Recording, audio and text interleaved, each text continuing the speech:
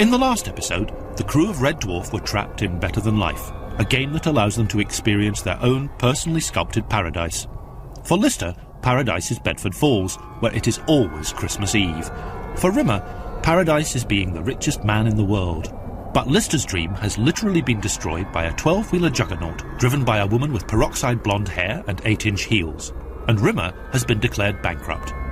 Meanwhile, back in reality, Holly, the ship's computer, is getting lonely.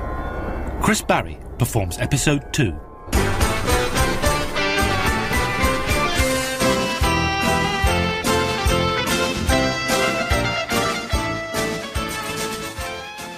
The thing about Lister was, he adored junk.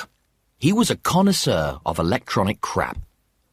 His collection ranged from a musical toilet roll holder, which played Morning Has Broken, to an electronic chili thermometer for measuring the burn level of any given curry. One particular item in this collection was a talking toaster which he'd bought in a souvenir shop on the Uranian moon of Miranda for the princely sum of £19.99 plus tax.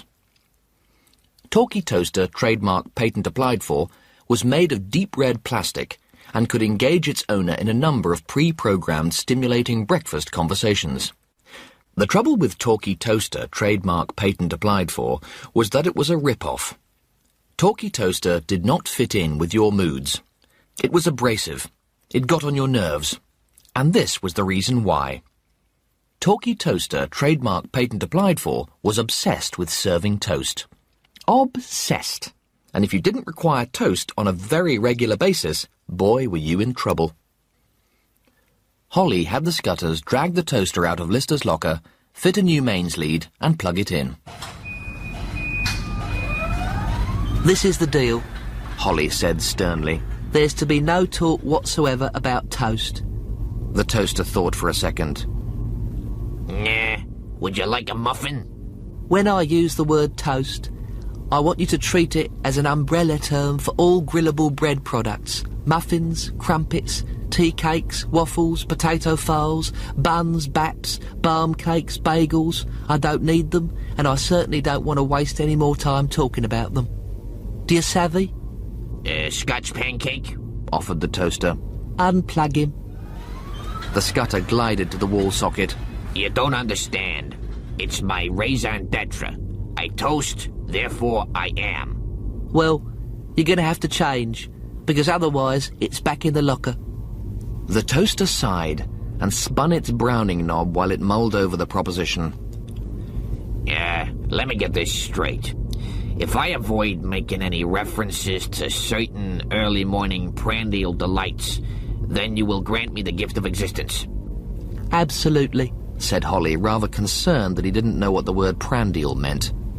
If that's the only taboo, then it's a deal. But you must agree to the proviso that you won't unplug me for any other reason. I swear, said Holly, you can talk about absolutely anything else at all, and you're completely safe. You're senile, said the toaster. You what? You got to be. Why would a huge mainframe computer with a 15 zillion gigabyte capacity and a projected IQ in excess of 6,000 want a novelty talking toaster for companionship if he wasn't off his trolley? You've gone computer senile, haven't you? And so the relationship began. It was the most depressing time of Holly's entire life. They agreed on nothing. Holly couldn't remember if he had believed in Silicon Heaven when he'd had an IQ of 6,000. But now his faith in the electronic afterlife was absolute and unshakable. It was the one thing that kept him going. The toaster, of course, in order to keep its costs down, hadn't been fitted with a belief chip. To him, the idea of Silicon Heaven was patently preposterous. Shouted arguments raged through the long nights before they agreed to disagree, and the subject was never raised again. It was from this experience that Holly derived his rule for maintaining a successful and happy relationship. Never discuss religion, politics, or toast. Instead, they passed away the time playing chess. Then one day, as Holly was about to lose his 793rd consecutive game, the toaster said something that changed Holly's life irrevocably. Doesn't it bother you That you're so stupid? Of course it bothers me. Why don't you get your IQ back? Because, you muffin-making moron, it's not possible. Yes, it is. I've been reading your manual. There's a sort of cure. It's an emergency provision. You cross-wire all your data banks so everything gets compressed and intensified. You dramatically reduce your operational lifespan. But the upside is, you get your brains back. Wow, said Holly. It's like, who would you rather be? Mozart, blessed with genius but dead at 32? Or Nobby Nobody, who never did anything but lived to 98? I want, said Holly, to be a genius again. Lister sat on the cold bench seat in what remained of the jailhouse, waiting for Bert the cop to finish taking Trixie LaBouche's statement. Bert emerged from the narrow stone corridor that led to the cells, clutching 3 sheets of handwritten paper. He looked at Lister and shook his head. I never claimed to be no modern thinker, but that ain't no lady by my definition, no sir. That woman is, pardon my French, trash. Emerged from the shower with the towel around her waist and everything else on display. Then if that wasn't enough, she waltzes over to the stand-up urinal and pees straight into the basin. I thought I saw me some things in the war, but nothing to rival that. Can I see you now? You got 5 minutes. Any funny noises and me and my nightstick will be through that door before you can say Irma la Douce. Trixie LaBouche stood at the cell window, futilely trying to saw through the metal bars with a pocket nail file. She wheeled round as the door unlocked and smiled as she saw Lister. Take a seat. This may take a while. Lister sat on the chair, and Trixie LaBouche started to tell him everything. When she'd finished, Lister got up and strolled over to the cell's chemical toilet, wrenched it from the wall, and poured it over her head.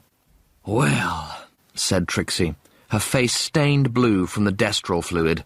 You've taken it a hell of a lot better than I expected. The evening came, the celebrations began. Everywhere you looked, people were having fun, unless you were looking at Rimmer. Depression sat on his shoulders like a huge stone gargoyle. He was broke. Tomorrow he'd have nothing. And tomorrow they'd all be gone.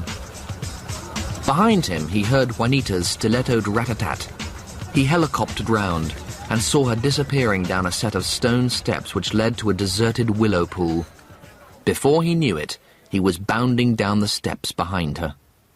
Everything Juanita did, Rimmer found excruciatingly erotic. Everything. Right now, bathed in the light of the pool's reflection, she was blowing her nose rather loudly into a white serviette, and Rimmer's snarling libido had to be yanked back on its choke chain. She heard him and looked round. Hi. Small talk was not Rimmer's strongest suit. He rooted around in his empty brain for a topic of conversation. The weather? Did she enjoy the food? Are those new shoes? That's a big willow tree, isn't it? Finally, he hit on the ideal line. A line that, on the surface, was perfectly respectable, yet hinting of mutual intimacies, times past and beloved. How's your Veruca these days? Puzzled, her thin eyebrows wiggled and waved like TV interference. It's fine. More silence. Helen's very nice. She's very pretty. You must be very happy, yes? Here was an opening. A look here could speak volumes. A casual shrug could articulate the whole state of his relationship with Helen.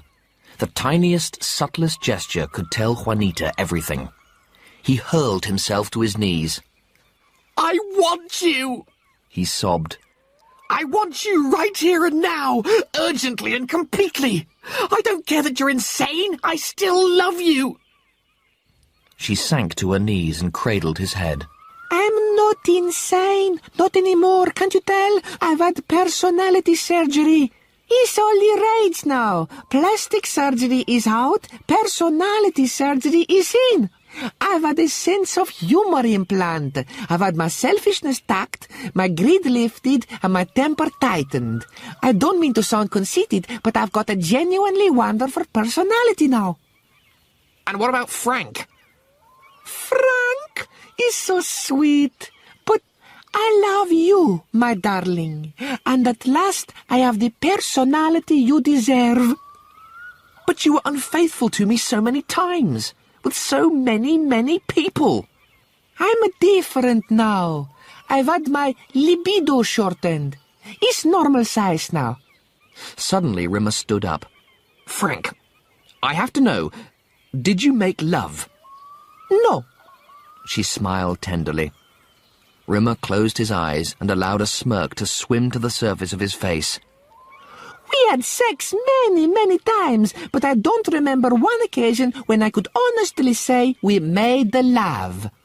Sure, I let him heave and sweat and moan and grind and twist my little body into the positions that pleased him. But every time he took me on the balcony, halfway up the stairs, across the kitchen table, the back seat of his car, I dreamed it was you, my angel. A simple yes would have sufficed. Juanita threw back her head and roared. It's a joke! From my new sense of humour! Come on! She held Rimmer's hand, and he staggered behind her up the stone steps. Where are we going? Anywhere! Just away! Away from these mad peoples! Yes, thought Rimmer. Just the two of us. We can start again. It was obvious now. The game had destroyed him in order to provide him with the unmatchable high of rebuilding his empire alongside Juanita, the woman he'd stolen back from his brother. He tugged her hand. Let's get out of here. Trees and hedgerows flitted past the tinted, bulletproof glass of the chauffeur-driven limousine, while Rimmer and Juanita fumbled with each other's buttons and zippers on the back seat. Rimmer's favourite piece of love-making music, Haydn's Surprise Symphony, piped through all 8 speakers. The music was suddenly interrupted by the voice of the chauffeur. Sorry to disturb you, sir. There appears to be a vehicle in pursuit. Lose it. The car immediately lurched 90 degrees to the left, dipped deeply down a steep embankment, and Rimmer catapulted across the back seat and smashed his head into the drinks cabinet. Bottles crashed over Rimmer's twitching body. Juanita was giggling manically on the back seat. Her new sense of humour was having a field day. There was a knock on the window. Okay, give me a moment. The door was wrenched instantly from its hinges. A man the size and disposition of 5th century Mongolia craned into the car and yanked the half-naked Rimmer onto the roadside. Mr. Rimmer? Arnold J. Maybe. I am a legally appointed representative of Solid Graham International. As you may know, your former company is in receivership, and I am hereby empowered to repossess your body. Right then, said the toaster. we're ready. All over the ship, the lights dimmed to emergency level. Cables dormant for centuries rumbled with power. It's coming, said Holly tonelessly.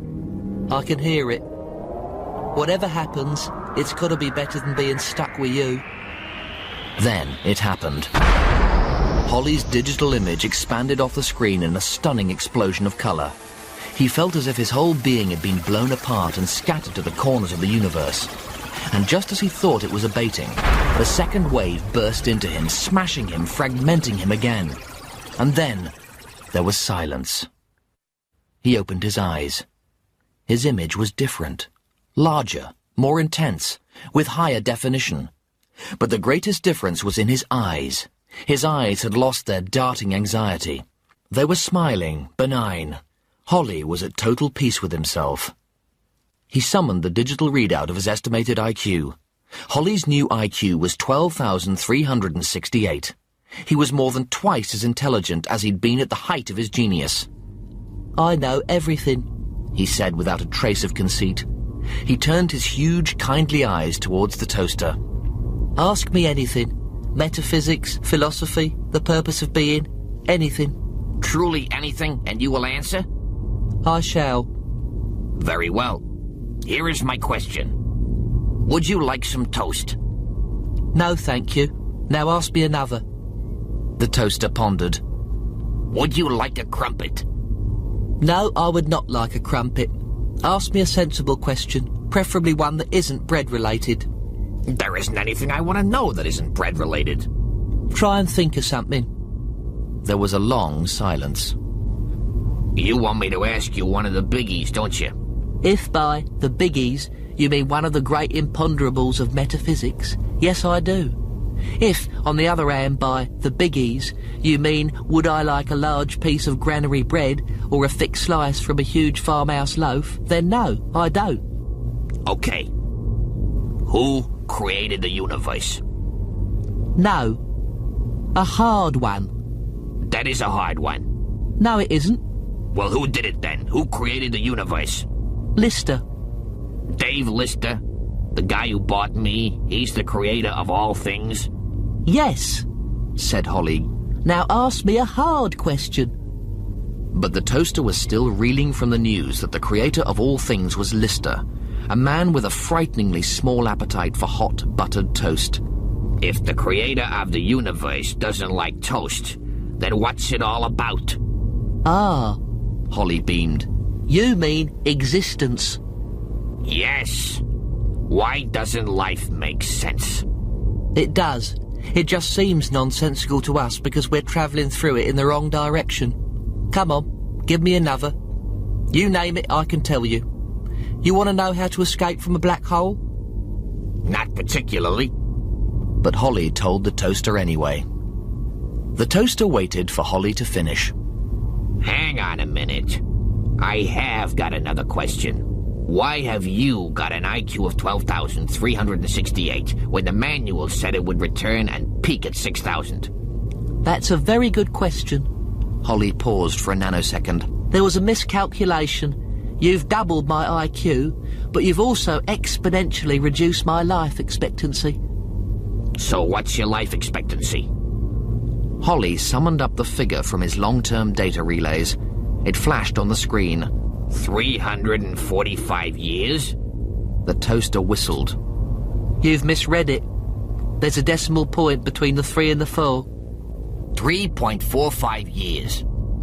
Holly stared at the readout. It's not years, it's minutes. His eyes widened. Fear rippled across his brow. 3.45 minutes. Well, the toaster corrected. It's actually 2.95 minutes now. Excuse me, said Holly, and to conserve the 2.9 minutes of runtime he had left, he shut down the ship's engines, transferred all stations to emergency power, and switched himself off. There was a pause. Then Holly turned himself back on for a fraction of a second. You bastard, he said, then switched himself back off again. What will they do to me? Said Rimmer as he bounced around in the back of the armoured truck, manacled to Mr. Mongolia circa 499. When we have to repossess, we separate your mind from your body. Then your body is placed in storage. You have 3 months to pay up. And if you don't, we put your body up for auction and sell it for the best price we can. What happens to my mind? Your mind's bankrupt. It'll have to do some time. Prison? Yeah. You won't exist in any real physical form. You'll be more of a voice, a sound wave, and you'll serve your time bouncing around the walls till your trial comes up. They went on silently for a couple more miles. I need to take a leak, said Rimmer eventually. Could we stop somewhere? No, that's not your body to pee out of anymore. Rimmer had lost track of the amount of time he'd spent bouncing from wall to wall in the soundproofed cell. The tedium wasn't even relieved by food breaks. He had no body left to feed. He was sharing his cell with 3 other sound waves. The nicest was Ernest, who had lost his body when interest rates had gone up and he couldn't make the payments on his body mortgage. Then there was Jimmy. Jimmy had got life for hijacking rich people's bodies and taking them on joyrides. Finally, there was Trixie LaBouche. Trixie was a hooker who had sunk so low she had literally sold her body for a weekend of lust to a Dutch astro called Dutch. Dutch had used her body to rob 3 banks and then left it abandoned in a car park. A few days later, she got her body back, but was then arrested on 3 counts of armed robbery. A key jangled in the lock. 2 guards appeared in the doorway, one holding a grey-cladded box, the other a sound gun, a sort of inverted umbrella speared by a receiving aerial that could capture any sound waves that foolishly tried to make a break. The first one spoke. "Which one's Rimmer?" "Me," said Rimmer's essence. "Get in the box. You got a visitor." Rimmer bounced across the cell and into the box. He could hardly move inside the cladded interior, and his confinement seemed to go on for hours. Finally, the box opened, and Rimmer's sound wave found itself in another soundproofed cell with a beautiful Brazilian woman. "Are you here, my darling?" Juanita was calling. Rimmer ricocheted between her 2 hands. "Thank God you've come. You've got to get me out. I'm going crazy here. I've spoken to your lawyers. They're working on an appeal. They think you could be out of here inside 18 months. 18 months? Juanita, you have money. You can buy my body back." "No, I have nothing." "What about the $50 billion divorce settlement?" "I went shopping." Arnold Rimmer became a groan. "I thought you'd had a personality change." "I bought that last." She smiled innocently. "No, I'm just as broke as you. It's better to be broke. It's better for the soul." Rimmer formed himself into ripples and hurled himself at the wall. "They let me see your body." "How is it?" "It's fine. Dribbles a lot, but they are treating it well. They even allowed me to make love to it." It struck Rimmer as being absolutely typical of his life to date. At last his body had got to make it with Juanita, and he hadn't been in it. Rimmer was taken back to his soundproofed cell, and on the way he formed himself into a single repeating 2-syllable word. Escape! Bull Heinemann was sitting behind his desk rereading his Combat and Survival magazine for the 7th time that evening. He was enjoying again the article 10 Things You Didn't Know About Gonad Electrocution Kits, when a red light started to blit on and off on the control desk in front of him. Heinemann flopped down his magazine and barked into his walkie-talkie. "Officer 592, disturbance in cell 41, investigating." Tonto Jitterman slid the automatic gear stick of the stolen dry cleaning truck into park outside the body reclamation unit and turned off the engine. The van's digital display flashed a green 8:01. 3 minutes. Tonto Jitterman didn't exist. Rimmer's subconscious had lifted his character wholesale from a cheap dime-store novel called Young, Bad, and Dangerous to Know. In the novel, Tonto was a psychopathic hippie murderer. The other main character in the novel had been Tonto's brother, Jimmy the Headcase. Tonto reached under the dashboard and checked his revolver, the one he'd hand-painted with flowers. Bull Heinemann Gary Coopered up to cell 41. The cell door ground open. "What's the problem?" "It's Jimmy," said a formless voice at the back of the room. "He's sick. Real sick." "What do you mean he's sick? He's a goddamn sound wave." "Don't move," said a woman's voice behind him. "There's the Colt 45 pointing right up your ass. If you don't want to become a huge polo mint, you'll drop the sound gun and get up against the wall." Bull had assumed a position against the padded cell wall before he realized he'd been duped. Rimmer, Ernest, Jimmy and Trixie hurtled down the corridor at the speed of sound. Heinemann sounded the alarm and started screaming, "Voice break! Voice break!" The door at the end of the corridor opened, and 4 armed prison officers came skidding through. "Now," Jimmy hissed, and the 4 sound waves threw themselves against the wall and ricocheted back through the open door. There was a squeal of leather as the rearmost officer spun in his tracks and squeezed the sound gun trigger. The highly powered microphone received Ernest's sound wave and trapped it in the gun's holding chamber. The 3 remaining sound waves hurtled out of E-Wing and arrived in the security operations room, which was teeming with warders and banked with floor-to-ceiling surveillance equipment. A blue-suited security officer turned from a matrix of sonar monitors and shouted, They're here! Lock the door and seal it! An officer pressed the send button on his walkie-talkie. All points! We have voice breakers isolated in Security Central. But by the time he'd said this, it was no longer true. Jimmy, Trixie and Rimmer zipped into the guard's walkie-talkie and sped along its transmission frequency. They were escaping as radio waves. Jimmy led, followed by Trixie and Rimmer. Somewhere they lost Trixie. Tonto whirled the dial on the amplifier's tuner. All points! We have voice breakers isolated in Security Central. Jimmy and Rimmer crashed through the amplifier's speakers into the cab of the dry cleaning truck. Tonto looked round. Jimmy, you here? Let's go. Where are we? Who's that? He's called Rimmer. He's all right. We can use him on the next job. What now? We pick up a couple of bodies and get out of here.